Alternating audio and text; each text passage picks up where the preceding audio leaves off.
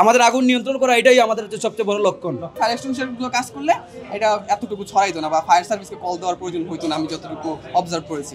কোনো কারেন্টের হয়ে আগুনটা লাগছিল ওই রুম থেকে, তখন আমরা তাৎক্ষণিকভাবে এই জায়গায় উপস্থিত নেই, টোল টিমের যারা আছে সবাই। ফায়ার সার্ভিস আসার আগেই আপনার হচ্ছে যে সিলিং ছিল, আগুন সিলিংয়ের ভিতরে ঢুকে পড়ে, তখন সিলিংগুলো আমরা নিজের জীবনে বাজি রেখে সিলিংগুলো ভেঙে ফেলে তাৎক্ষণিকভাবে আমরা আগুন নিয়ন্ত্রণ করতে পারছি। জি, পাশের রুমে যখন আগুন চলে যায় তখন ফায়ার সার্ভিস আসছে, তখন তাদের সাহায্যে আমাদের পুরো মতো আগুন নিয়ন্ত্রণ করতে সহযোগিতা করতে পারছে। পরিত্যক্ত একটা রুম ছিল, যে রুমে আগুন লাগছে এটা পরিত্যক্ত রুম, পাশের রুমে লোকজন থাকতো, সম্ভবত শর্ট সার্কিট থেকে হইতে পারে। আমরা আসলে সিকিউরিটি বলতে পারতেছি না, ফায়ার সার্ভিস করে গেছে, তদন্ত করে গেছে, তারা ভালো বলতে পারবে কোথায় থেকে আগুন লাগছে।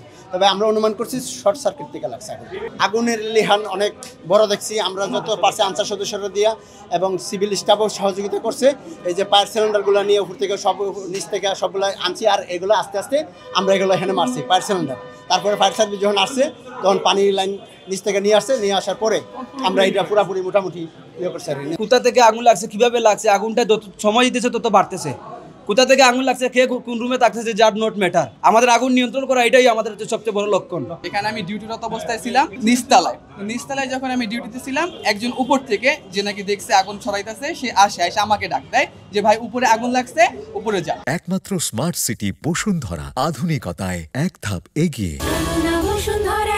আমি আর আমাদের একজন লোক ছিল লিফটম্যান, সে আমরা দুজন যাওয়ার পর দেখি যে আগুন যতটুকু আছে আমরা নিয়ন্ত্রণ করতে পারবো ফায়ার এক্সটিংগুইশার দিয়ে। তো আমি আর ওই লোক ফায়ার এক্সটিংগুইশার এখানে 4 থেকে 5টা ছিল, ওইটা দিয়ে আমরা ট্রাই করার পর নিপটা ছিল না, কারণ ফায়ার এক্সটিংগুইশার সবগুলো কাজ করে না প্রপারলি। তখন 11টা 3-4 মিনিট তখন আমি নিজে চেষ্টা করার পর আমার এপিসি দিয়েছিল দায়িত্বরত, তাকে আমি কল দেই যে ওস্তাদ এরকম, আমাদের ওস্তাদ শামসুল ওস্তাদ, সে আর কি তাদের টহল পার্টি 5-6 জন লোক তার সাথে থাকে, এই জন্য আমি তাকে কল দিই, স্যার আমার লোক লাগবে এখানে, আমি একা পারতেছি না।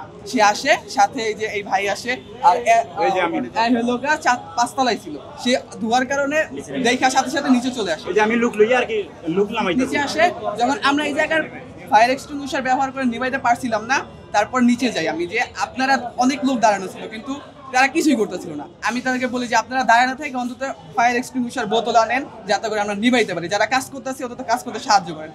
দেন আমাদের লোকই ফায়ার এক্সটিংগুইশার নিয়ে আসে, এবং এখানে যারা কয়েকজন লোক ছিল তার মধ্যে একটা ভাই ছিল বাইরে হয়তো বা ট্রিটমেন্ট নিতে আসছে, সে পানির বালতি পানি আনা নেওয়া খুব সামনে যায়ও পানি মারছে, মানে সে খুব সাহসিকতা দেখাইছে।